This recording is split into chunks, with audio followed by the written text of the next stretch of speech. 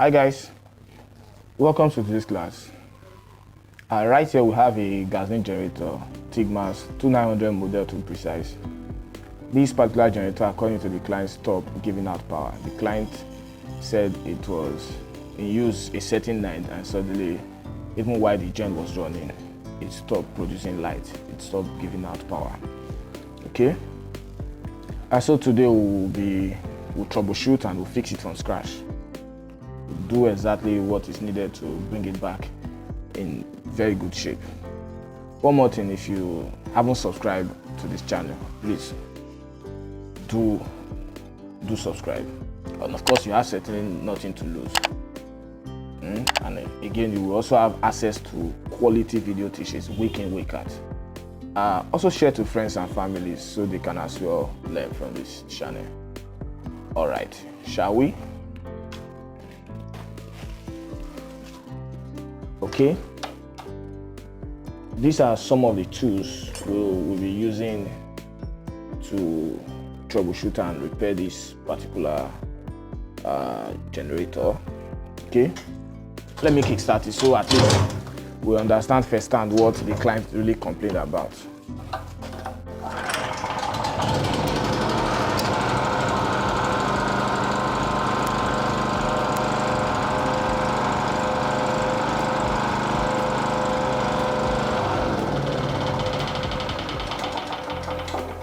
Okay, if you observe carefully, you will discover the voltmeter is not working.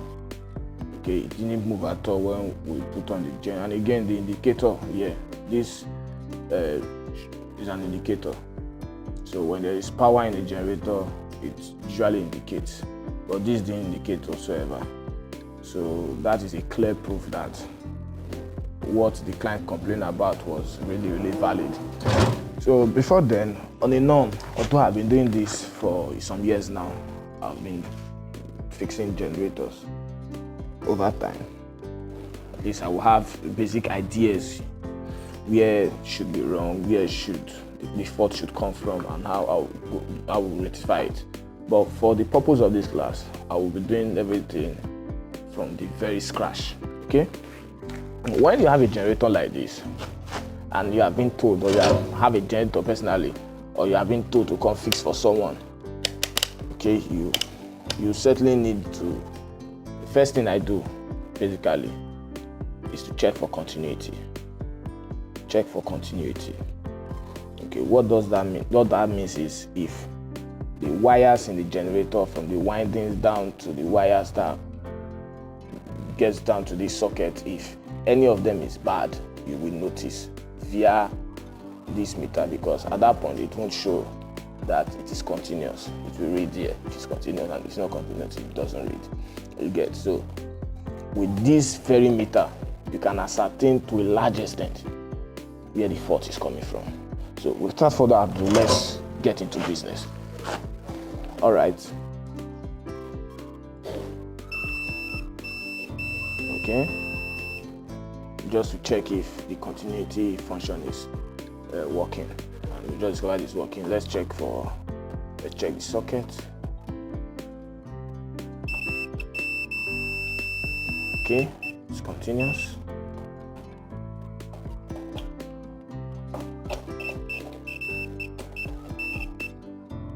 Oh, unfortunately, this is also continuous, but the probe can't really touch it very well. Okay, somehow this socket to an extent is a little bit faulty, and the probe can't really get into it so that it can connect the inner part, although it's very much continuous as well. Okay, that said, we'll quickly lose this part of the generator.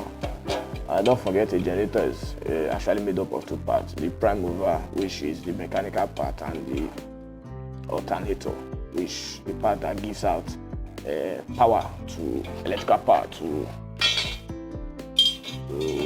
our houses. Okay, so what we need to do here is we have to test for continuity. That is what we have to do. Just take a look at it. For those that don't know, let me just quickly rush through the explanation. This is the AVR. Okay, this is the diode, okay? And let me pull this out so you get it very well. This is the AVR, this is the diode, and this is the carbon brush that sits on the commutator, the slip rings. Okay, let's test for continuity here. First of all, we are going to test for continuity in the alternator, in the rotor rather.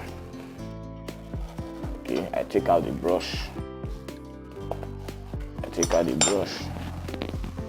Okay, this is the brush. The carbon brush is still very much okay, still very much healthy. Okay, on a norm, I can decide to test for continuity while this is connected to the slip ring. Just insert the probe here, touch the probe, put the probe here, then it shows continuity. But I'm just doing this for the benefit of those that may not have been able to see something like this before. Okay, how do you test for continuity of an alternator? This is it. If you look carefully, I'm just trying to focus the camera on this point now so you get it very well. Okay, see this part? Let me use the probe to really show you guys. You see this part? This part painted gold is called the commutator or slip rings. See these two parts? There are two actually, two different parts. Okay, and these two part of the carbon brush, these two part of the brush sits on it. Okay, with time, there's another video we'll be uploading soon, and that will basically explain how the alternator works. So when that video comes in, you will get in details how this alternator works. But first of all, let's test for continuity. Okay, that's the probe there on the first commutator, and then another probe. Okay, it shows it's continuous. It shows it's continuous.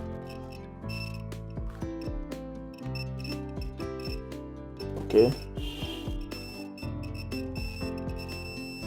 you see that it shows it's continuous. Good.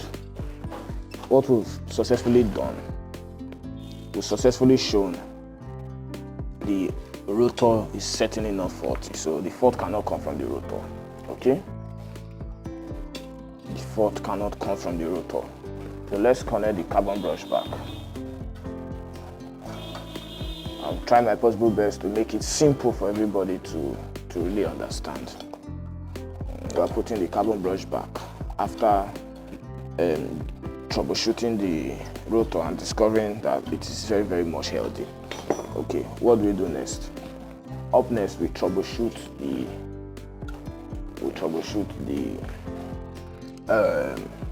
starter. Don't forget, the starter and the rotor makes up the alternator. We troubleshoot the starter. Okay.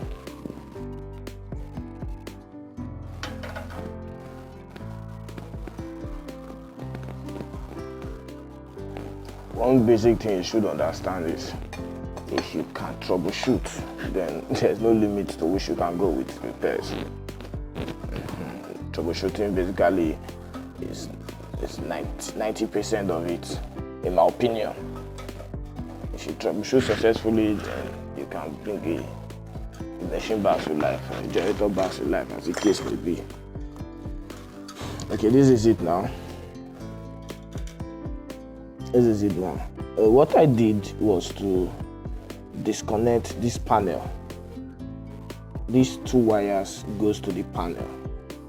These two wires are connected to the circuit, the socket I tested earlier. The two sockets I tested earlier for continuity. These wires are connected to it. Okay, but we are going to test for starter now. So I'll pull these wires out so you get it very well. These two wires are coming from the starter. Okay, so from these two wires, we can tell if the starter is faulty or not. It's just continuity in the starter. So this is it. Okay. this is plain. It shows there is continuity. Good. What we've successfully done, we successfully tested for both the rotor and the starter. What does that tell us? There's a particular component we haven't tested for.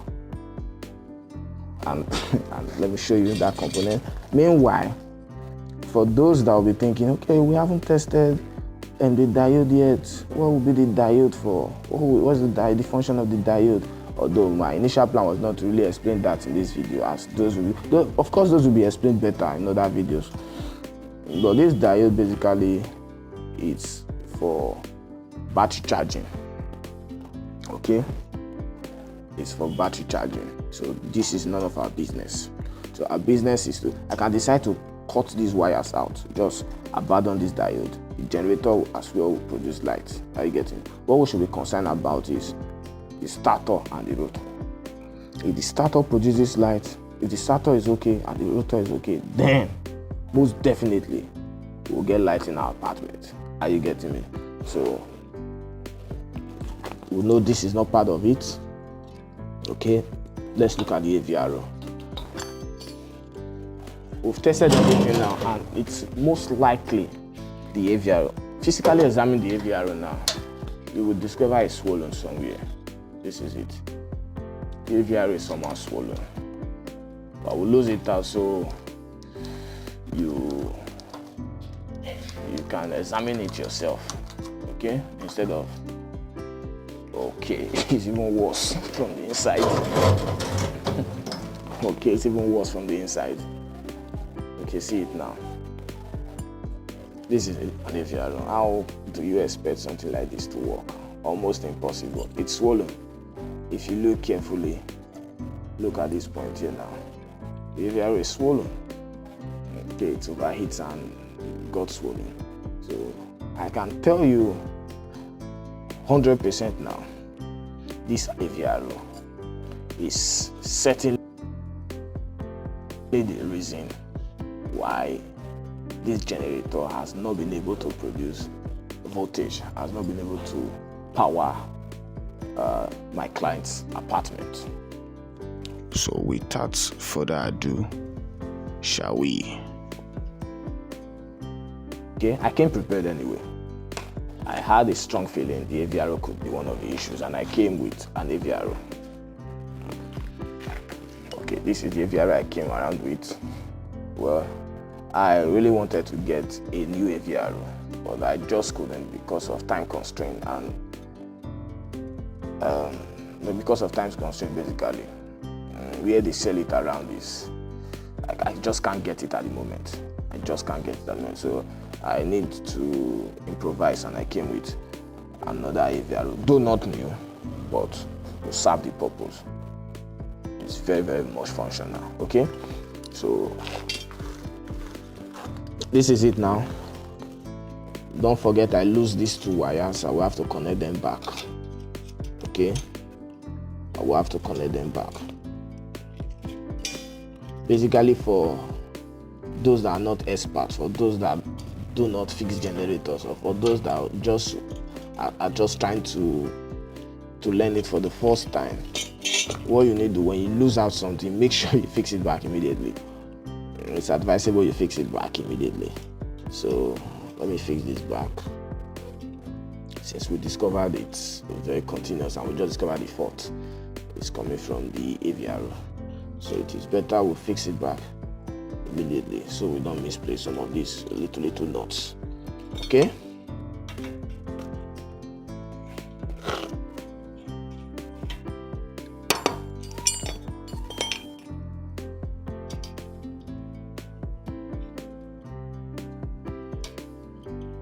All right.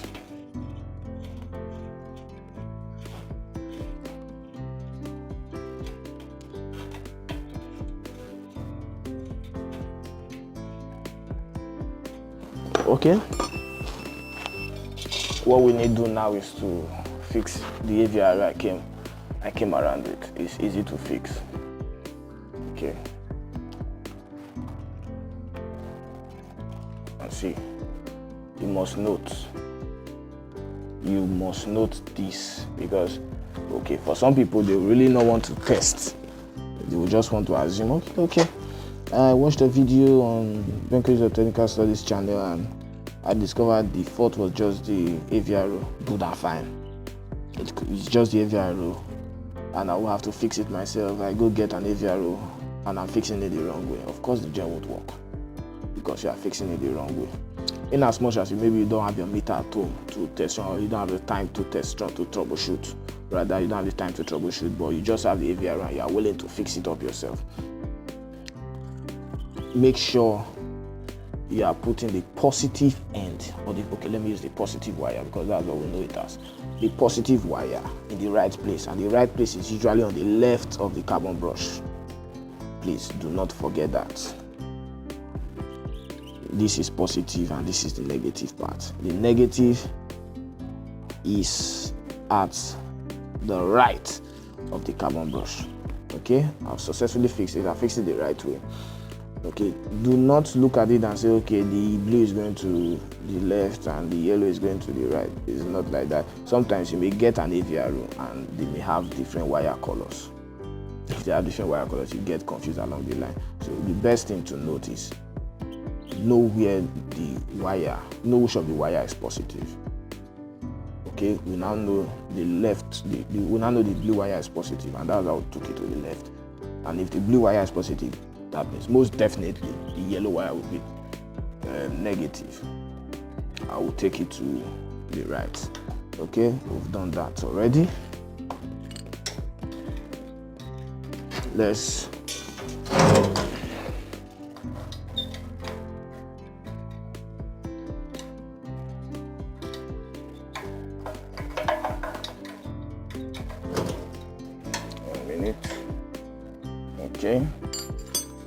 Okay, I just discovered something.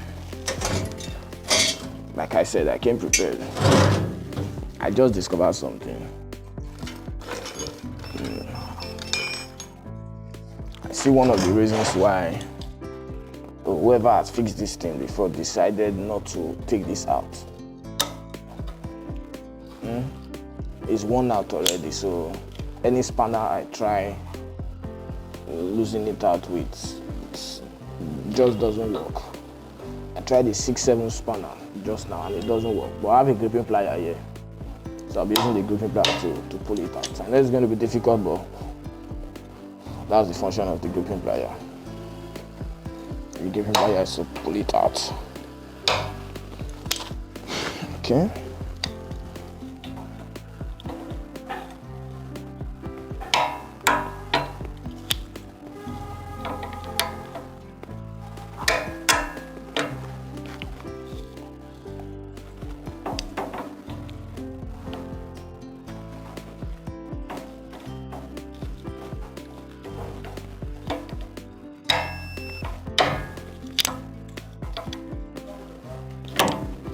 Okay, just in case you are watching and you are saying, I don't know how to use a gripping plier, there is a video on ground already that explains in details how to use a gripping plier.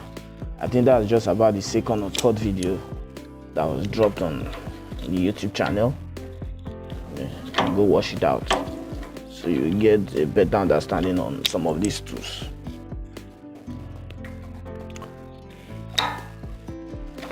Wow, this thing is very, very strong. And of course, that's why the gripping plier is here. You're going to lose it out.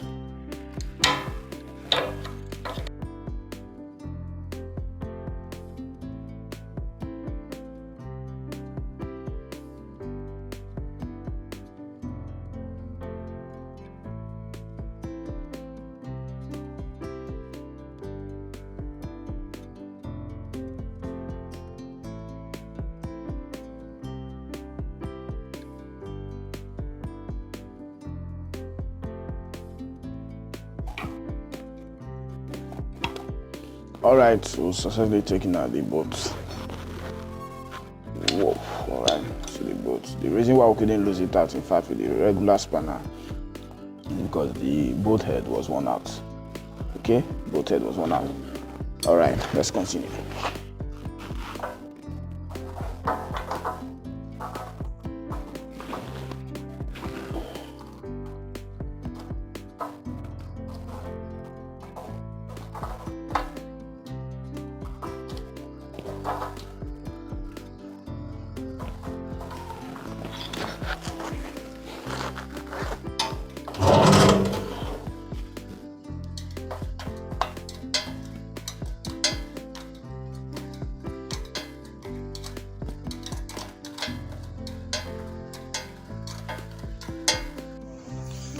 Okay, now we've successfully installed another AVR.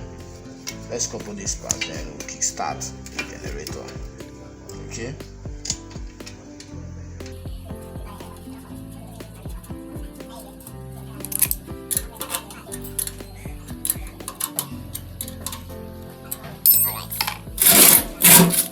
Let's kickstart now to check out our work.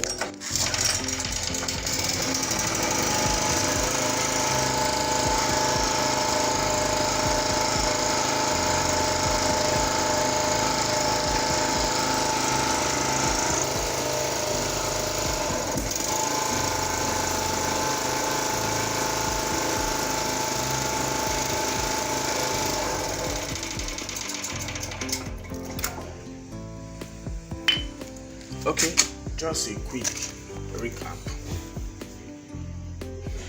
The generator before now couldn't bring out voltage. Okay, we checked, examined physically from the voltmeter now through this point, which is little like a point which usually indicates the generator that produces voltage. We did a test run to check for continuity via the multimeter. We eventually did a test run on the alternator where we checked for the continuity in the rotor and the starter, and eventually we checked the brush. We discovered the brush was in a fantastic shape, and we eventually checked the AVR, and we discovered the AVR was the reason for power outage the whole time. And of course, we installed a new AVR, and the gen is back to proper shape. But one more thing, if you notice carefully at one point, this voltmeter did not bring out voltage whatsoever. It did not show there was power in the generator. On a norm, if you put on the generator, if there is power, it will go to the right. Okay, that's how it works. But what I need to tell you now, for those that noticed, this voltmeter is faulty. Although it is not in our job description by our clients to fix the voltmeter, otherwise we would have fixed it right away. Okay, that is it from us for today's class. We hope you enjoy the teachings, and we hope you can now install a new AVR yourself. And we know you can now, from this teaching, we believe you can troubleshoot a generator that has a lighting issue, that has power issue. Even if you can't troubleshoot, you already know that there's one basic thing that can cause the generator not to produce voltage, and that is the AVR. And I believe with what you've seen today in this class, you can change the AVR yourself, which is quite easy. The video may be over 10 minutes long, and that is because we really wanted everybody to get first-hand knowledge from the very basics on how to troubleshoot something like this when a fault like this arises. But notwithstanding, if your generator has a fault like this and you really don't want to troubleshoot, or do not have the time to go into using of the multimeter, or you don't have the multimeter around to test with, you can simply lose that part of the generator and observe your AVR. If your AVR is faulty, you change with the knowledge we've gotten from today's class.